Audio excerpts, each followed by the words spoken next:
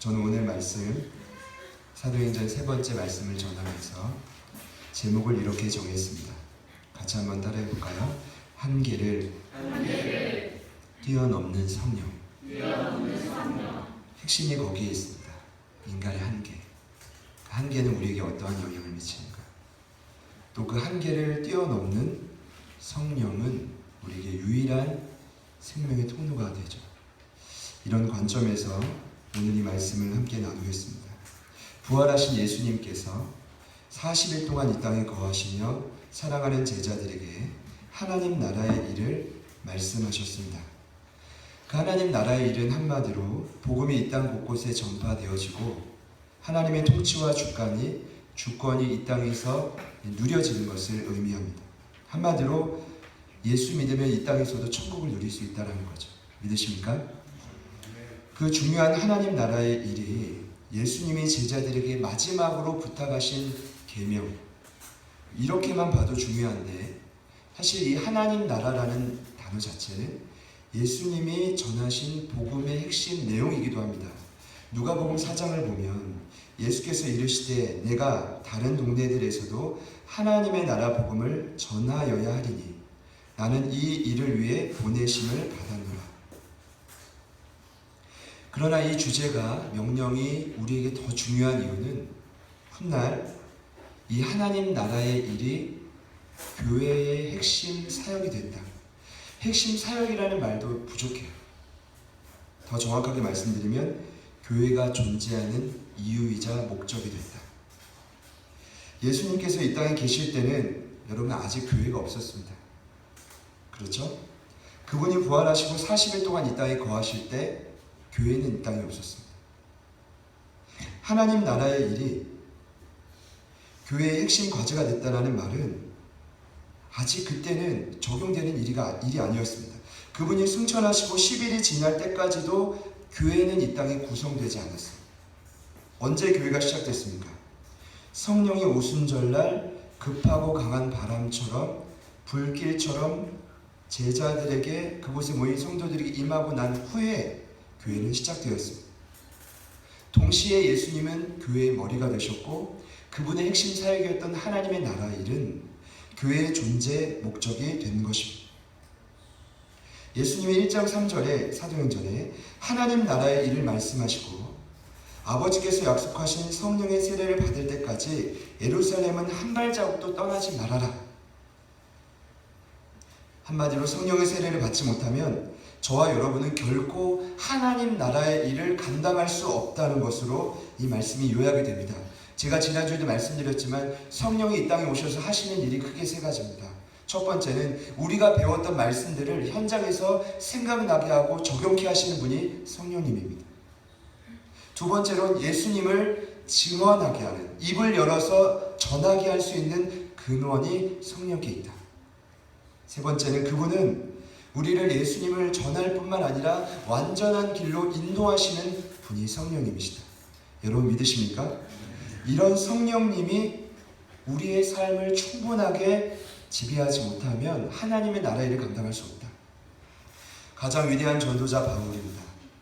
그는 전도할 뿐만 아니라 수많은 교회를 개척했고 섬겼고 목양했습니다. 그가 고린도전서 2장 4절에 이렇게 말했습니다. 내 말과 내 전도함이 설득력 있는 지혜의 말로 하지 아니하고 다만 성령의 나타나심과 능력으로 했다. 아멘.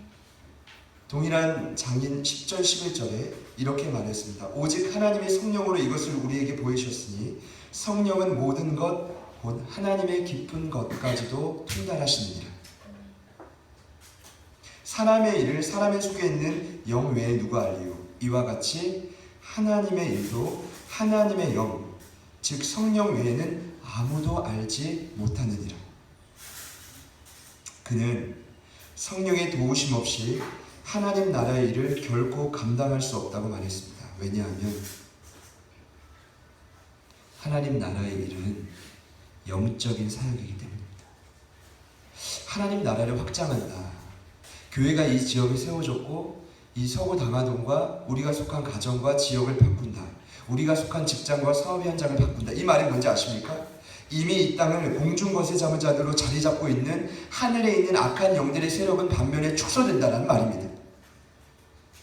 그냥 되는 일이 아닙니다.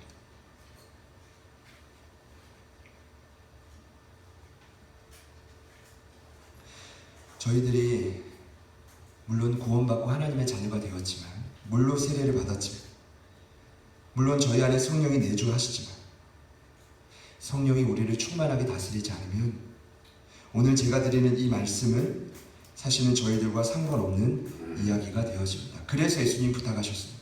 간곡하게 성령의 세례를 받을 때까지 예루살렘을 제발 좀 떠나지 말아라. 기다려라. 성령의 충만함을 경험해야 된다.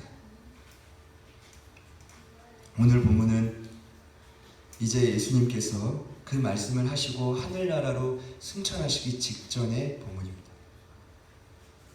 아마도 신비한 분위기였을 거라고 생각해요. 하늘문이 좀 열리고, 그리고 조금이라도 열리지 않았을까요?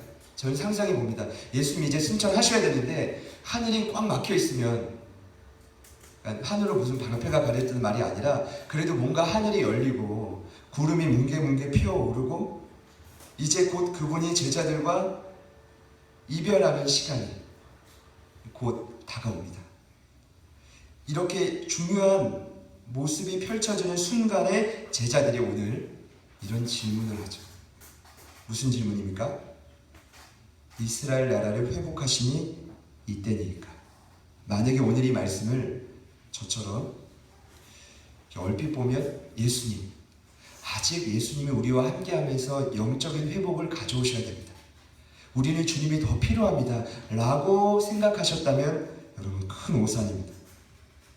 오늘의 질문은 여러분 제 이야기 들으시면 충격을 받으실 수 있는데 전혀 그런 질문이 아닙니다. 이 질문은 뭐냐 하면 여전히 한계에 갇힌 제자들의 생각이 입을 통해 나온 것. 그들은 부활하신 주님을 10번 이상 만났지만 이제 곧 있으면 그분과 헤어지지만 여전히 한계에 갇혀 있습니다. 한계란 말은 원래 나쁜 의미가 아니라 이런 의미예요. 여러분들의 능력이나 책임이 실제 적용할 수 있는 범위가 한계입니다.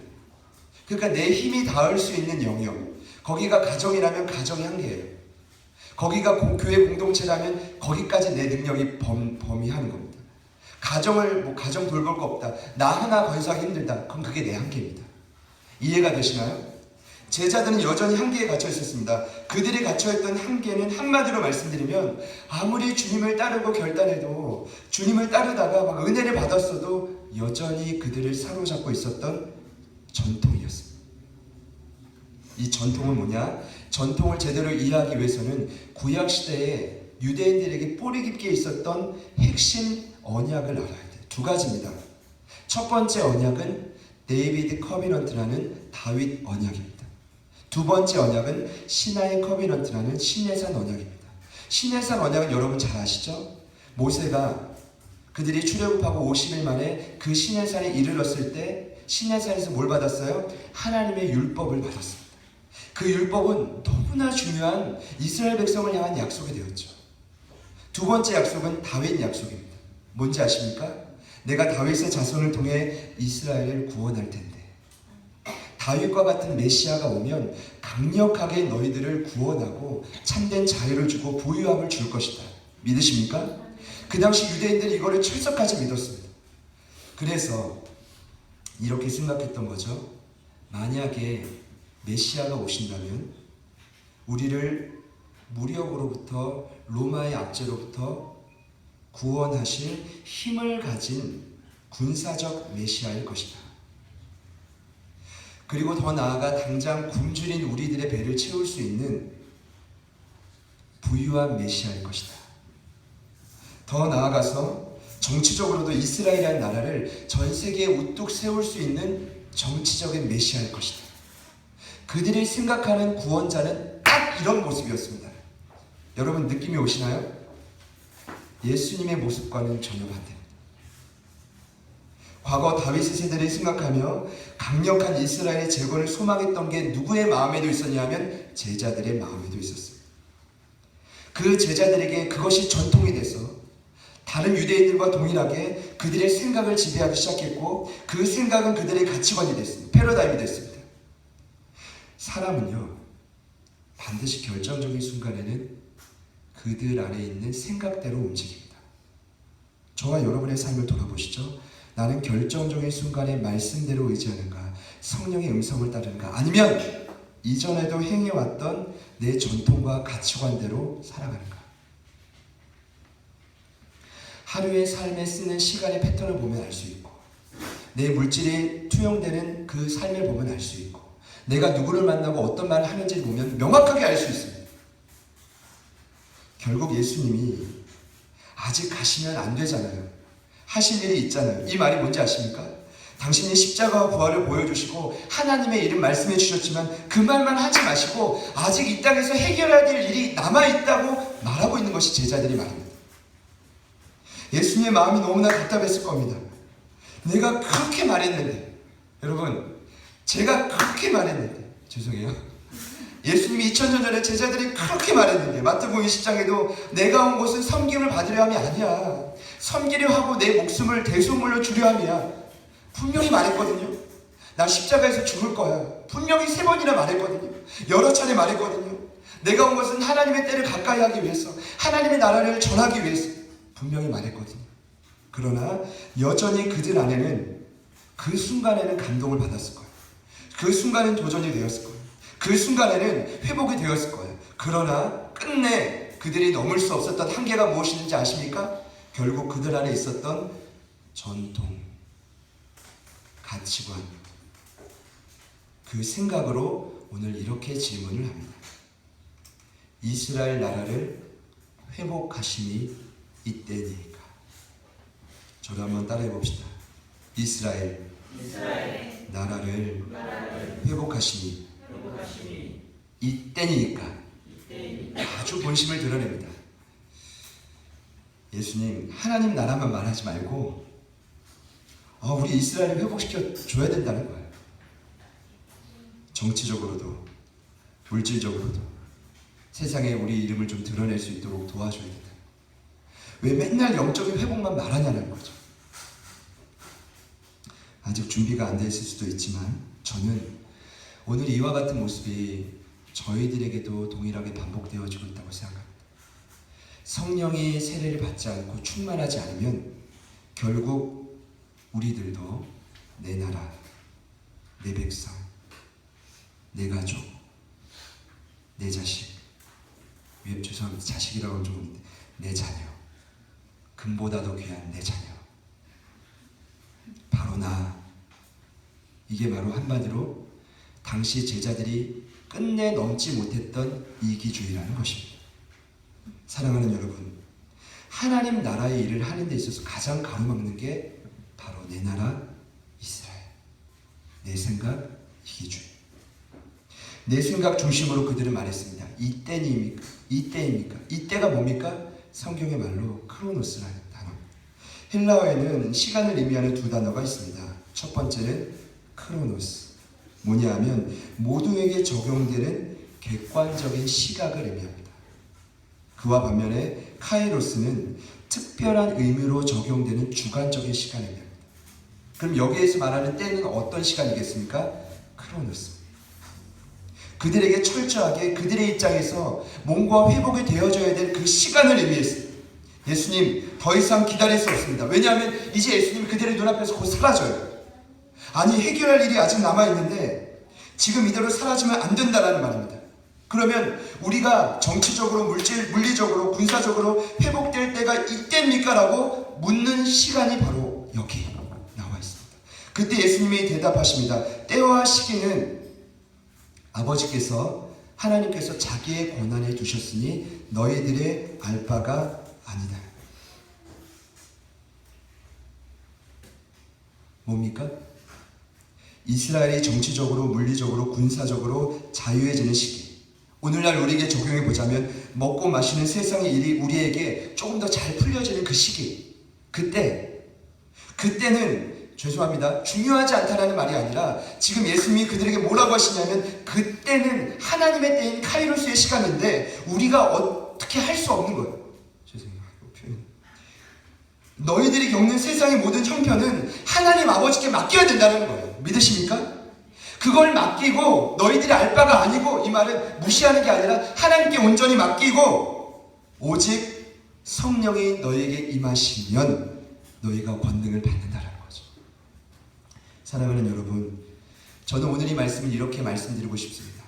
성령의 세례를 받으면, 성령이 우리에게 임하시면 크게 두 가지 한계를 뛰어넘습니다. 첫 번째는 내 생각과 가치관, 두 번째는 우리 주변에 있는 모든 복음의 장벽들입니다.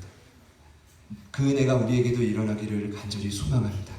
여기 오직 성령이 너에게 임하시면이라는 말, 오직이라는 말은 그냥 유일한, 꼭 이것뿐인, 뭐 그런 의미도 있지만 알라라는 이 헬라어 단어가 그런 의미뿐만 아니라 어떤 의미도 있냐면 그러나, 도리어, 문맥상 이런 겁니다. 그러나 성령이 너에게 임하시면, 도리어 성령이 너희에게 다가오시고 충만하게 세례를 받게 되면 뭘 받습니까? 권능을 받게 된다. 여기서 말하는 권능은 무엇이냐면 디나미스라는 단어인데 힘을 의미합니다. 폭발력을 의미합니다. 그런데 엄밀히 따지면 어떤 명령을 성취할 만한 능력과 역량을 우리는 디나미스라고 해요. 다이나마이트가 이 단어에서 나왔죠. 폭발력을 갖게 된다는 겁니다. 이 말이 뭔지 아십니까?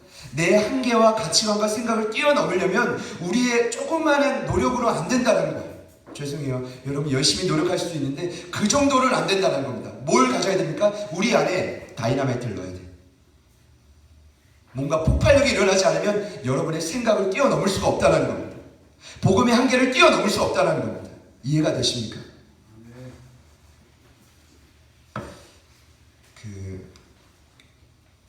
오늘 제가 이 드리는 말씀을 들으시면서 나에게도 이런 한계가 있을 수 있겠구나 라는 생각이 있기를 축복합니다.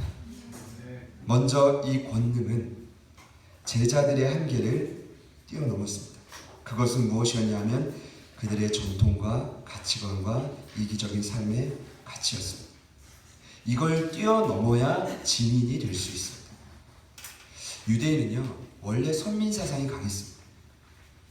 이 말은 뭐냐 하면 자기 민족이 세상에서 가장 우월하다고 생각했습니다. 이것을 우리에게 적용해 보자면 대한민국 국민이 가장 강한 게 뭔지 아십니까? 흔히 국수주의랍니다. 국수를 좋아해서 국수주의가, 면을 좋아해서 국수주의. 여기서 말하는 국수는 분위기를 어떻게 해야 될지 모르겠어요. 여기서 말하는 국수는 그 나라에 역사적으로 전개됐던 풍속과 습관과 법률과 제도들의 정신을 의미하는데, 이것이 주의가 되면 어떻게 되냐면 자신이 속한 민족, 내 가정, 내 자녀, 아니 그렇게 내세울 게 없는데 비정상적으로 우리가 최고인 줄 알게 돼. 뭐가 중요합니까? 정당한 근거도 없는데 자기의 민족이 우월하다고 생각해. 다른 사람들이 우리를 봤을 때는, 저를 봤을 때는 우월하지 않는데 제가요, 야, 우리 황원희 의원님은 뭔가 남달라, 천재적인 기질이 있어. 이게 뭔지 아십니까? 가정에 만연하게 퍼져 있는 국수주의입니다. 우리 아이들은 남달라. 남다른 게 이상한 건데 하여튼 이게 뭐 우월하게 나가는 거죠. 그러고 보니까 그들에게 있었던 이 자문화 조심주의가 예수님의 말씀을 온전히 수용하는데 가장 큰 한계가 된 거예요. 전 이렇게 생각합니다. 성령이 정말 충만하게 임하면 다른 사람이 바뀌어지는 게 아니에요. 환경이 변화되는 게 아니에요. 성령이 먼저 나에게 임하면 내가 먼저 바뀌어지는 거예요. 그것이 가장 큰 기적이에요. 내 가치관이 바뀌어지는 거예요. 내 생각이 바뀌어지는 거예요. 목회를 하다 보면은 이런 고백을 참 많이 듣습니다. 뭔가 조금 더 열심히 하고 기도하면 한계를 뛰어넘을 수 있을 것 같은데, 이런 고백을 많이 하시죠? 목사님, 제가 참 많이 부족한 것 같습니다. 목사님, 저는 다른 사람들보다 자존감이 많이 낮은 것 같습니다. 목사님, 저는 조금 연약함이 큰 것 같아요. 상처가 많은 것 같습니다. 맞아요. 인정합니다. 그러나 조금 더 기도해보고 묵상해보면 어떤 마음 주시는지 아십니까? 죄송해요. 여러분들에게 하는 얘기가 아니라 이제까지 왔던 삶의 혈터를 보니까 연약하고 자존감이 낮고 상처 있고 다 인정합니다. 그러나 가장 중요한 중심에 뭐가 있냐 하면 내 생각이 있어요. 결정적인 순간에는 그 가치관대로 그대로 행합니다. 성령의 이 폭발물이 저의 안에 생각과 가치관을 바꿔줄 수 있기를 소망합니다. 지금 만약에 여전히 말씀을 들으면서 내 패턴대로 그대로 살아간다면 오늘 이 말씀은 또다시 우리에게 율법이 될 것입니다. 우리 옆에 있는 분들에게 이렇게 한번 축복합시다. 당신의 생각과 한계를 뛰어넘을 수 있기를 소망합니다. 한 번 더요. 당신의 가치관이 폭파되기를 소망합니다. 지금 예수님이 이 마음으로 얘기하고 있는 거거든요. 제발 그 생각이 바뀌어야 돼. 한계를 뛰어넘어야 된다. 이 한계를 뛰어넘을 때 우리는 또 다른 한계를 만나게 됩니다. 그게 바로 뭐냐면 오늘 말씀이 나와 있는 예루살렘, 온 유대와 사마리아와 땅끝입니다. 그것을 뚫고 갈 때 참된 증인의 삶을 살아갈 수 있습니다. 첫 번째는 예루살렘입니다. 예루살렘은 예수님의 수많은 이적과 표적을 보였던 곳입니다. 병든 자도 고치고 죽은 자도 살리고 오병이어의 기적과 물이 포도주로 바뀌었던 환경이 있었던 곳이 예루살렘입니다. 심지어 예수님은 이런 표적 외에도 수많은 사람들에게 하늘의 가르침을 직접 전달했었습니다. 제가 왜 이런 말씀 드리냐면 예루살렘 본토에서 그분이 죽으시고 다시 살아났어요. 제가 왜 이런 말씀 드리냐면 제자들이 이런 곳에서 사역할 수 있다면 대단한 거예요. 뭔지 아십니까? 웬만큼 사도들이 역사를 일으키지 못하면 예수님을 따라다녔던 무리들이 그를 인정하지 않습니다. 좀 감이 오십니까? 그러니까 예수님보다 더 뛰어나게 사역하지 않으면 웬만하면 사람들이 그들을 인정하지 않아요. 너 정말 제자 맞아? 이렇게 나오겠죠. 그곳은 쉽게 그들이 인정받을 수 있는 곳이 아니었습니다. 그들이 전하는 메시지와 일으키는 역사들이 예수님과 비등하거나 그보다 더 뛰어나야 됐습니다. 그들이 복음을 전하며 증인된 삶을 살기에 가장 부담되는 장소가 어디였는지 아십니까? 그들의 고향이었던 예루살렘이었습니다. 나의 모든 일거수일투족을 다 알고 있는 거죠. 어릴 적 나의 치부까지도 다 알고 있는 그곳! 복음의 능력이 여러분 원칙이 있습니다. 그 원칙이 뭔지 아십니까? 내가 살고 있는 가장 가까운 곳에서 영향력을 드러내기 시작해야 된다는 겁니다. 고대 로마의 신 중에 야누스라고 있어요. 여러분 아실 겁니다. 몸은 하나인데 얼굴이 두 개입니다. 앞뒤로. 신기한 건 몸은 하나인데 얼굴이 앞뒤인데 생각과 습관과 가치관이 다 달라요. 그래서 앞에 있는 얼굴이랑 뒤에 있는 얼굴이랑 맨날 말싸움하죠. 난 이리로 갈래, 넌 이리로 갈래. 나 이거 먹을래, 넌 이거 먹을래. 이게 마치 오늘날 신앙인의 모습과도 비슷하다고 생각해요. 뭐냐 하면 가정과 가까운 곳에 그 내부에서는 그냥 내 뜻대로 하고 외부로 나가면 전혀 다른 사람으로 바뀌죠. 남들이 주목할 때는 신령한 척하고 남들이 주목하지 않는 개인의 공간에서는 전혀 다른 삶을 살아요. 정상적이라고 한다면 이럴 수 없죠. 야누스. 저는 이렇게 생각합니다. 반드시 성령이 임하고 능력을 받게 되면 가까운 곳에서부터 그 사람은 복음의 영향력을 드러내게 돼요. 아무리 힘들고 어려워도. 거기서부터 내 삶이 변화되기 시작하는 것이죠. 제자들에게 가장 부담이 되고 복음을 전하기 어려웠던 곳은 고향이었던 예루살렘. 인정받기 어려웠던 그곳이었습니다. 저와 여러분에게 그 예루살렘은 어디입니까? 그곳에서부터 저와 여러분의 삶이 변화되기를 축복합니다. 그 한계를 뚫고 나가면 그 다음 한계로 누가 다가오냐면 유대인들이 다가옵니다. 여러분 아직도 수많은 사람들이 오해하고 착각합니다. 유대인들은 기독교인들을 돕는 단체가 아니었어요. 어떤 사람들은 기독교가 유대인의 한 일파라고 생각하는데 전혀 그렇지 않습니다. 오히려 유대인들은 기독교인들을 가장 핍박했던 민족이었어요. 왜냐하면 그들은 메시아에 대한 이견을 좁히지 못했습니다. 그들은 이렇게 알았습니다. 신명기 21장에도 나와 있지만 나무에 달린 자마다 하나님께 저주를 받았습니다. 갈라디아 3장에도 바울이 기록했습니다. 나무에 달린 자마다 저주 아래에 있는 자라 하였습니다. 이 말은 뭐냐면 구약의 율법 전통 속에 나무에 달린 자는 저주 아래 있다고 했습니다. 그들은 다윗과 같은 메시아 왕을 기다렸는데 예수님은 어디서 죽었습니까? 나무에 달려 저주받고 죽었습니다. 믿으시죠? 나는 그들을 절대로 메시아로 인정할 수 없다는 겁니다. 나는 기독교인들이 믿는 예수를 절대로 왕으로 받아들일 수 없다는 겁니다. 너무나 싫어했습니다. 더 나아가 기독교인들은 율법을 무시했던 자들이었습니다. 뭡니까? 구약의 전통은 할례를 받아야 구원받는다. 표피를 자르지 않아도 믿음만 있으면 구원을 받는다는 기독교인들을 철저히 무시했습니다. 그리고 그들은 언제 예배를 드리기 시작했냐면 1500년 이상 된 안식일의 전통을 깨부시고 주님이 부활하신 부활주일 이 주일을 주의 날로 거룩히 구별하여 지키기 시작했습니다. 얼마나 눈에 가시 같았겠습니까? 이들은 이렇게만 이 기독교인들이 핍박했던 게 아니었습니다. 당시의 로마인들은 수많은 종교를 다 수용했어요. 세계적으로 영향력을 끼치기 위해서는 많은 종교를 품어야 된다는 다신교주의였습니다. 그래서 유대교도 그 안에 일편으로 종교를 인정해주고 그 종교의 지도자들도 그 역할을 주고, 그런데 기독교만큼은 미개한 종교로 무시했어요. 왜냐하면 기독교인들이 너무나 성적으로 한 예를 든다면 거룩해, 죄를 짓지 않아요, 거짓말하지 않아요. 그러니까 삶에서 너무나 삶이 깨끗하고 구별되어 있어요. 그 로마인들이 봤을 때는 어느 정도 타락도 하고 좀 변화가 돼야 되는데 요즘이랑 많이 다르죠. 기독교인들이 눈에 가시 같아요. 그래서 그 로마인들이 기독교인들을 죽이기 위해서 루머를 퍼뜨리기 시작합니다. 이 루머 중에 하나가 뭐냐 하면 근친상간. 우리 승리에게 한번 이렇게 축복해 봅시다. 승리야, 사랑한다.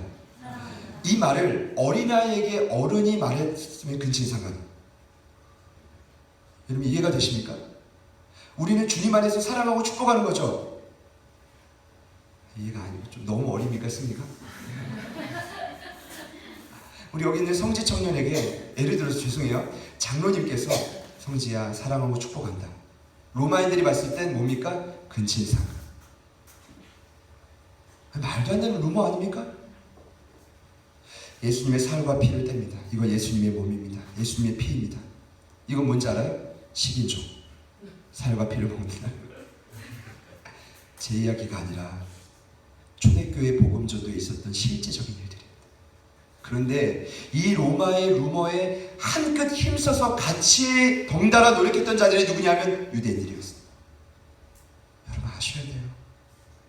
그들은 기독교인들을 가장 핍박했던 세력들이었습니다.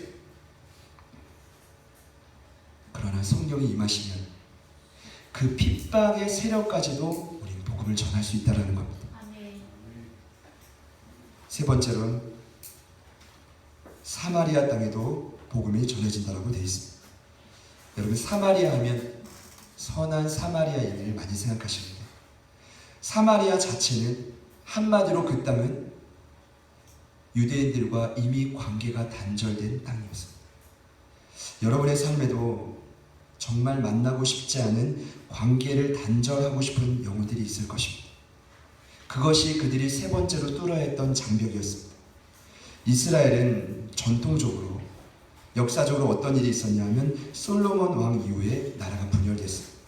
북이스라엘과 남유다. 기원전 721년경에 북이스라엘이 아수르란 나라에 의해 멸망을 당할 때 그 아수르란 나라가 그 왕이 이렇게 북이스라엘을 멸망시키기 시작했습니다. 그 방법 중에 하나가 무엇이었냐면 바벨론, 구다, 아와, 하만, 스발와임에서 이방인들을 이스라엘의 한 성읍이었던 사마리아로 데리고 이주시켜서 뭘 했을까요?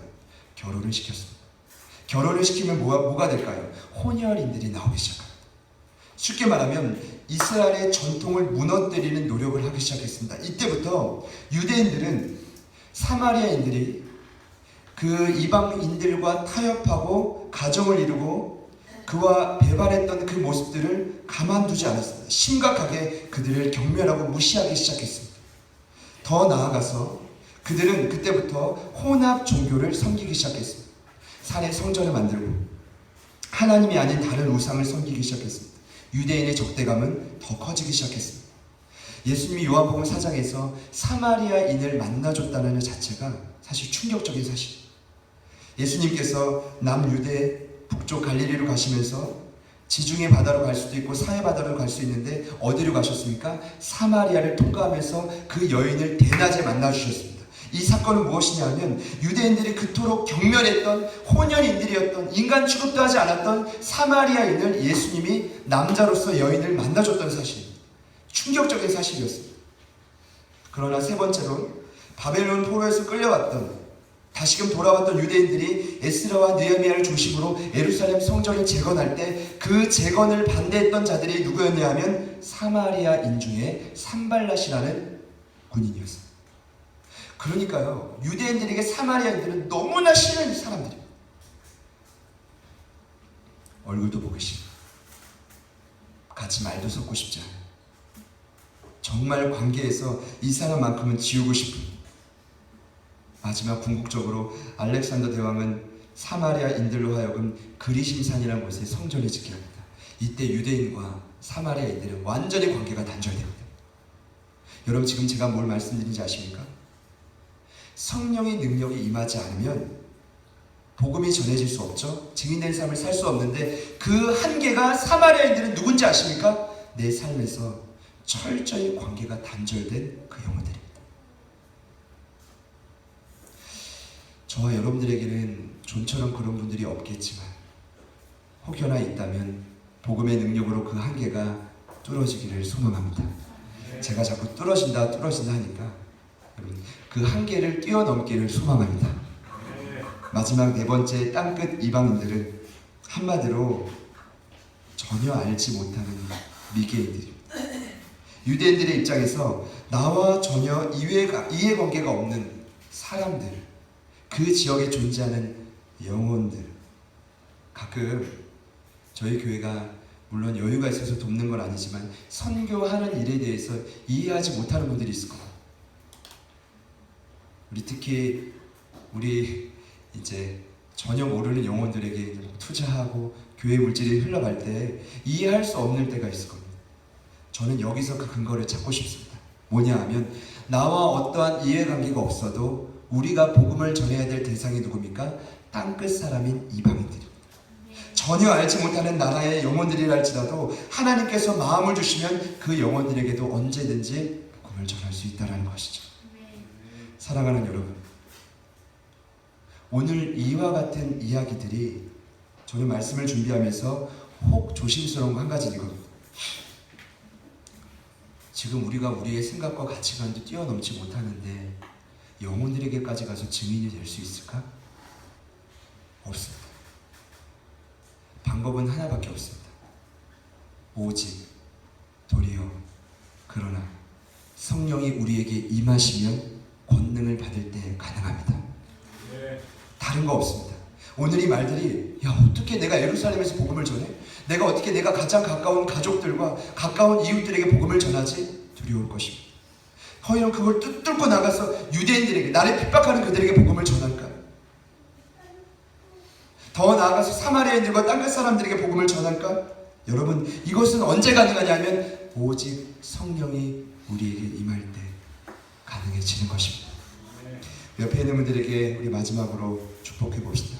오직 성령이 임하시기를 소망합니다. 내 말은 우리 마음.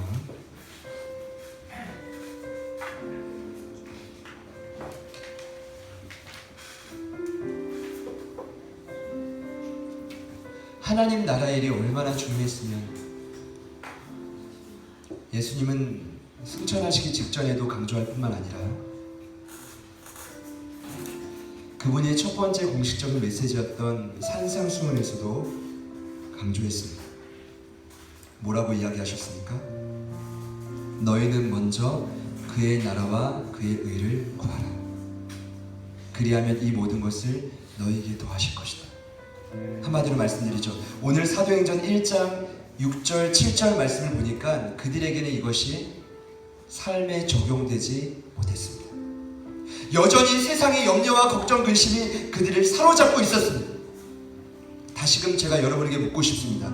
먼저 그의 나라와 의를 구할 준비가 되셨습니까? 하나님 나라의 일은 성경에서 예수님이 우리에게 지속적으로 말씀하신다고 중요한 게 아니라 여전히 내 나라와 내 가정과 내 중심이 부딪히고 있다면 이루어질 수가 없어요. 저는 조금 무서워요. 뭐가 무서운지 아십니까?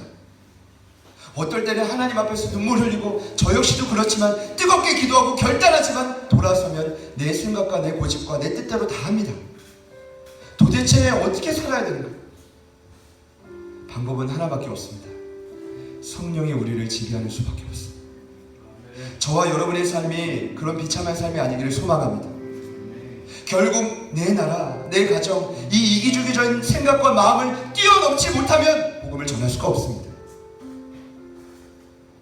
살아계신 하나님, 성령님, 오늘 이 시간 우리에게 찾아와 주셔서 제발 우리의 힘과 계산과 능력이 아니라 성령이 우리에게 주시는 그 능력으로 말미암아 하나님 나라의 일이 감당될 수 있도록 좀 도와주십시오.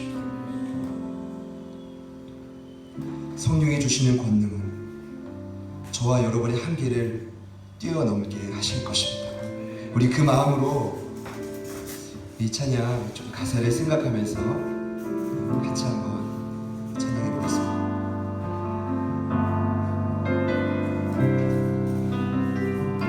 내 마른 우리 마음 황폐한 이 땅에 강물 같은 주의 내 부어주소서. 성령의 비 내려 우리를 씻으소서. 우리 마음을 새롭게 하소서. 성령의 단비를 온 세계 위에 부어주소서. 성령의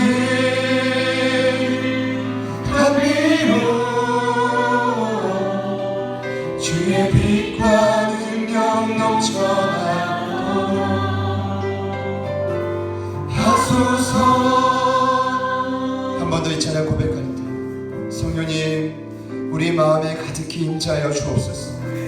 주일 이곳에 모인 저희들의 심령 위에 가득히 임재하여 주옵소서. 우리 한 번 더 다시 고백합시다. 메마른 우리 마음, 메마른 우리 마음 땅에 강물 같은 주의 의 부어주소서.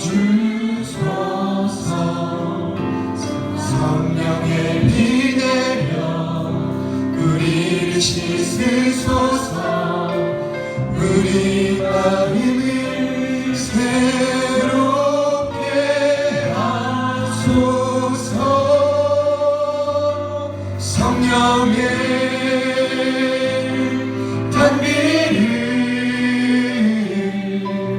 온 세계 위에 부어주소서. 성령의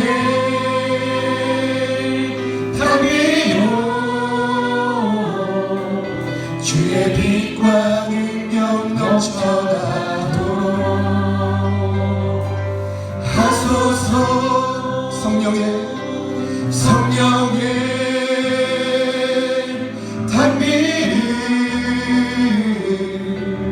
온 세계 위에 부어주소서.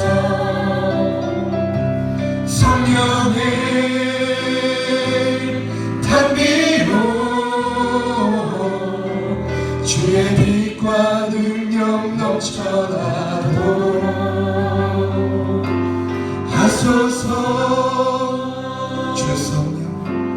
주 성령 부사 우리를 온유케 하시고 주의 생수 샘물같이 넘치소서.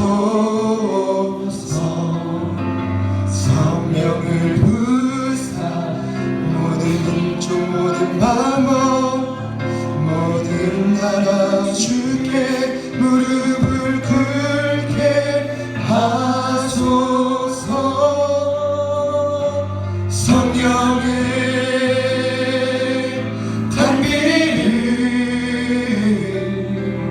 온 세계 위에 부어주소서. 성령의 단비로 주의 빛과 능력 넘쳐나도록 하소서. 우리 기도하시기 전에 다시 한번 주님 앞에 우리 좀 고민하며 나아갑시다. 왜 나는 뜨겁게 눈물도 흘리고 결단도 하고 도전도 받는데 여전히 내 삶의 패턴은 동일할까? 그리고 심지어 과거의 모습을 자꾸만 회상하며 회개할까? 제 안에 있는 마음입니다. 한 주간 말씀을 묵상하며 예수겔 선지자가 예수님과 동일한 마음으로 이스라엘 백성을 향해 목 놓아 외쳤던 말씀이 가슴 깊이 남습니다. 내가 너희들 안에 새 영을 부어줄 것인데, 하나님의 새 영이 너희 안에 부어질 때 너희들의 굳은 마음이 제거가 되고 부드러운 마음으로 바뀔 것이다. 더 나아가 주의 율례를 지킬 수 있는 힘이 그 안에 생길 것입니다. 여러분, 그 새 영이 무엇인지 아십니까? 하나님이 이스라엘 백성들에게 아무리 말씀해도 변화되지 않자 그들에게 장차 주실 성령을 가리킵니다. 여러분, 여전히 내 삶에 만족하고 변화되지 않음에도 불구하고 여전히 기뻐하고 살아간다면 우리는 더 이상 발전이 없을 것입니다. 이 시간 다시 한번 구합시다. 성령이 우리에게 필요한 이유는 우리의 굳은 마음, 딱딱한 마음, 그로 말미암아 변하지 않는 우리의 생각이 바뀌어져야 합니다. 그리고 나아가서 주의 말씀을 순종할 수 있는 힘은 우리에게 있지 않습니다. 성령이 주셔야 합니다. 그 힘이 왜 우리에게 필요합니까? 여러분, 대부분 지내는 곳이 이 교회가 아닙니다. 이 공동체가 아닙니다. 따뜻하게 맡겨주는 이곳이 아니라 여러분이 대부분의 생활을 하는 곳은 직장이고 일터입니다. 사업의 현장입니다. 학교에서 공부하는 곳입니다. 그곳은 여전히 세상의 유혹과 가치관이 뚜렷하게 자리 잡은 그곳입니다. 그곳이 여러분이 부르신 부름의 자리인데 그곳에서 우리가 말씀을 실천한다는 건 기적과 같은 일들입니다. 그러기에 우리가 성령의 능력이 너무나 필요합니다. 그래서 우리의 가정과 우리가 속해 있는 모든 지역뿐만 아니라 더 나아가 사마리아와 땅끝까지 복음을 전할 수 있는 증인이 될 수 있는 것입니다. 우리 다시금 우리 2절 이 찬양 고백할 때 성령님, 우리의 마음을 변화시켜 주십시오. 우리의 생각을 변화시켜 주십시오. 우리 공동체를 다시금 주의 말씀에 순종할 수 있는 힘을 성령으로부터 주십시오. 변화시켜 주시지 않으면 안 된다는 결사적인 각오로 우리 다시 한번 찬양하며 고백하며 나아갑시다. 주 성령 부으사, 주 성령 부으사 우리를 온유케 하시고 주의 생수 샘물같이 넘치소서. 성령을 부으사 모든 민족 모든 방언 모든 나라 주께 무릎을 꿇게 하소. 한 번 더 고백합시다. 주 성령 부으사, 주 성령 부으사 우리를 온유케 하시고 주의 생수 샘물같이 넘치소서. 성령을 부으사 모든 민족 모든 방언 모든 나라 주께 무릎을 꿇게 하소서. 성령의 단비를 온 세계 위에 부어주소서. 성령의 단비로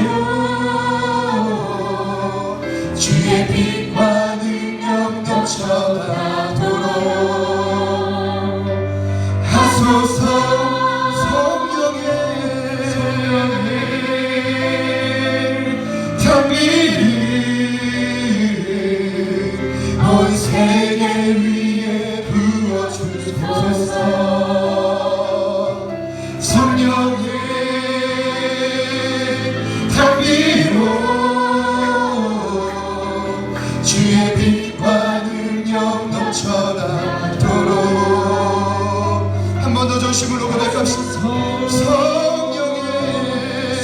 성령의 담비를 온 세계 위에 부어주소서. 성령의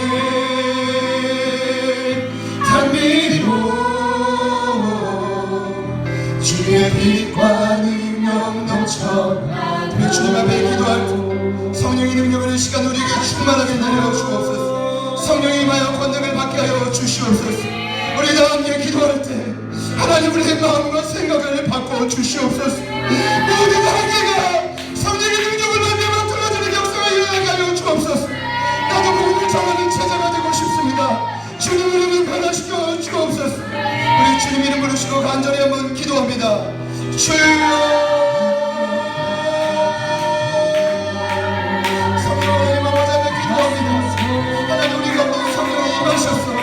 성령의 능력으로 말미암아 하나님이 그토록 원하셨던 복음의 역사가 우리를 통해 나타날 수 있도록 도와주시옵소서.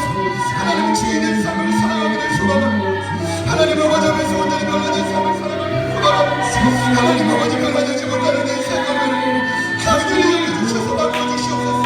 하나님 아버지 바꿔주셔서 긍정같은 우리의 생각 하나님 그 우선순위가 바뀌어지게 하여 주시옵소서. 하나님 우리의 생각과 마음이 변하게 하여 주시옵소서. 하나님 아버지 우리의 삶을 하나님 주어진 영광이 중요하지 않다는 것이 아닙니다. 여전히 바뀌어지지 못했던 우리의 삶의 관심들이 하나님의 우선주의로 바뀌어지게 하소서. 예수의 우선주의로 바뀌어지게 하소서. 성령의 우선주의로 바뀌어지게 하여 주옵소서. 그러면 성령 하나님 같은 기도하며 간겁니다. 거기 역사여 주시옵소서. 하나님의 능력과 권세를 말미암아 우리의 삶이 변화되어지게 하여 주시옵소서. 하나님의 세리의 능력을 말미암아 우리의 바뀌었던 모든 단계들을 뚫어지게 하소서. 예루살렘과 하나님 온 유대와 사마리아 땅끝까지 이르러 모든 장애물들을 뚫어지고 한계를 뛰어넘는 역사에 일어나게 하여 주옵소서. 하나님 아버지 우리의 생각과 같이 여전히 같이 잡혀있는 우리의 생각을 주님 변화시켜 주시옵소서. 하나님 도우시기를 간절히 기도하며 아버지 역사여 주시옵소서.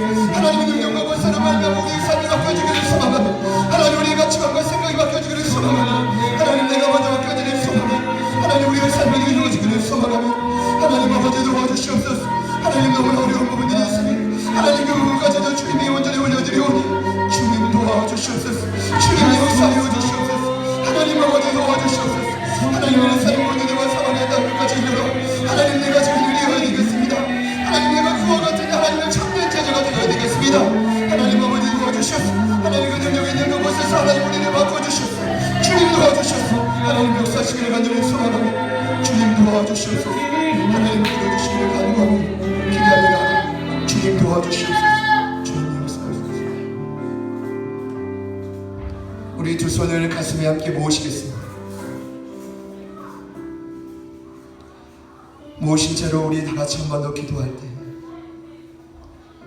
저와 여러분의 삶에는 우리도 알지 못하는 너무나 많은 한계가 있습니다.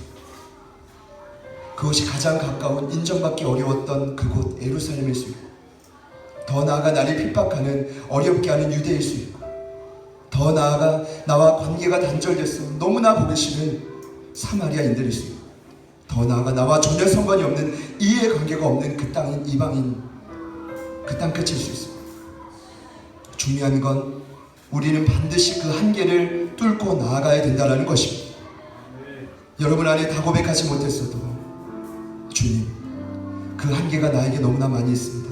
더 나아가 우리가 대부분의 시간을 보내는 것은 교회 공동체 이 건물 안이 아니라 열방에 흩어져 각자 부르신 그 부르심의 자리 직장과 일터와 수많은 사업 현장과 또 가정을 주님 그곳에서 내가 한계를 뚫어갈 수 있도록 도와주옵소서.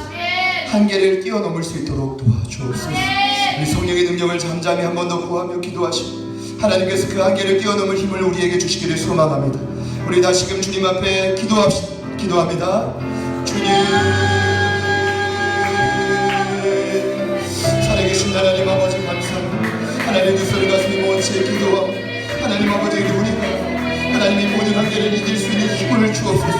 가족을 이기가서 하나님 우리가 속해 있는 그 지역을 이기가서 하나님 그곳에서부터 복음의 능력을 힘입고 변화되는 삶을 살아가게 하소서. 앞뒤 얼굴이 다른 그 모습이 아니라 정말 주님이 원하시는 그 삶대로 내가 변화될 수 있도록 도와주옵소서. 하나님 그 성령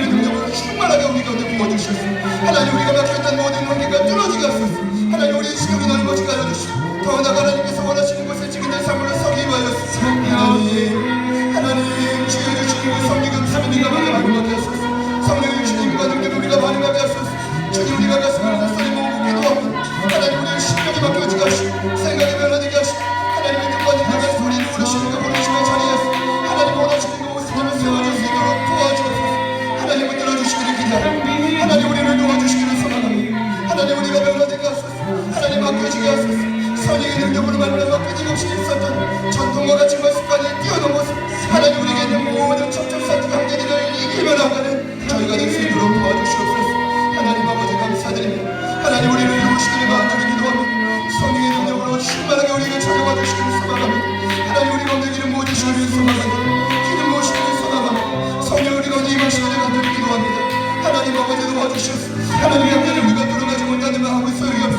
하나님 우리의 삶에 이름을 딴 마음과 확신이 다시금 주시옵소서. 이겨나갈 수 있는 믿음을 허락하여 주옵소서. 힘과 능력을 우리에게 주시옵소서. 하나님 아버지 도우소서. 주님 도우소서. 주님 도우소서. 우리가 이 땅을 살아가며 먹을 것, 마실 것, 입을 것이 중요한 것이 중요하지 않다라는 것이 아님을 압니다.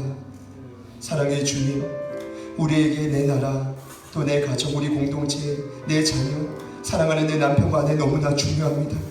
그러나 주님, 그 모든 것을 주님께 맡기고 이제는 주의 나라 확장을 위해 성령의 임하시면 권능을 받으라는 주의 말씀을 온전히 마음속 깊이 새길 수 있도록 도와주옵소서.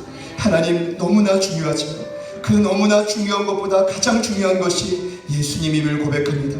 그리고 예수님이 그토록 부탁하셨던 하나님 나라의 이름을 믿습니다. 하나님 나라의 일에 온전히 우리가 헌신되어 하나님 그 일을 확장하며 나아갈 때 우리의 막혔던 모든 담들이 허물어지는 역사가 일어나게 하여 주시옵소서. 우리가 생각지 못했던 지경이 넓어지는 일들이 나타날 수 있도록 도와주시옵소서. 막혔던 모든 장애물들이 뚫어지는 역사가 일어나게 하여 주시옵소서. 우리는 주의 나라 위에 먼저 헌신하고 나아가지만 하나님께서 우리의 모든 일거수일투족을 책임지시고 하나님께서 놀랍게도 일하시는 것을 우리의 삶의 표적으로 나타나게 하여 주시옵소서. 하나님, 이와 같은 결단과 노력들이 하나님 한 주간 우리의 삶에 더욱더 많이 나타나기를 소망합니다.